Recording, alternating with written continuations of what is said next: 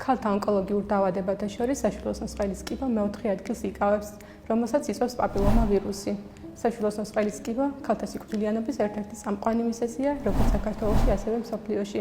დაფიქსირებული 600,000 შემთხვევიდან 300,000 ფატალურად მთავრდება. ასეთი სტატისტიკის თავიდან აცილება შესაძლებელია პაპილომა ვირუსის საწინააღმდეგო ვაქცინაციით და რეგულარული სკრინინგით. სიმსივნის აღმოფხვრისა და კიბოს წინარე მდგომარეობის თავიდან აცილების მიზნით საქართველოში მოქმედებს საშვილოს ნოსყელის კიბოს უფასო სკრინინგ პროგრამა. პროგრამით სარგებლობა შეუძლიათ საქართველოს მოქალაქე ქალებს 25-დან 60 წლის ასაკის ჩათვლით. პროგრამა უზრუნველყოფს პაპ ტესტის ჩატარებას, პათოლოგიური ცვლილებების შემთხვევაში კოლპოსკოპიას, რომლის დროსაც ხდება საშვილოს ნოს ვიზუალური დათვალიერება სპეციალური აპარატით, კოლპოსკოპით.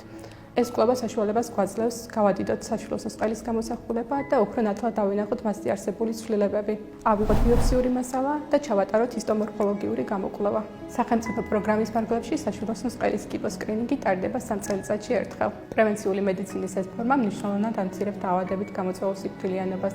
ქვეყნებში, სადაც ციტოლოგიაზე დაფუძნებული სკრინინგ პროგრამები და მკურნალობის მეთოდები მოქმედებს, ბოლო 50 წლის განმავლობაში 5-ჯერ შემცირდა დაავადებით გამოწვეული სიკვდილიანობა. დროული დიაგნოსტირების შედეგად კი უამრავი პაციენტის სრულად განკურნება ხდება.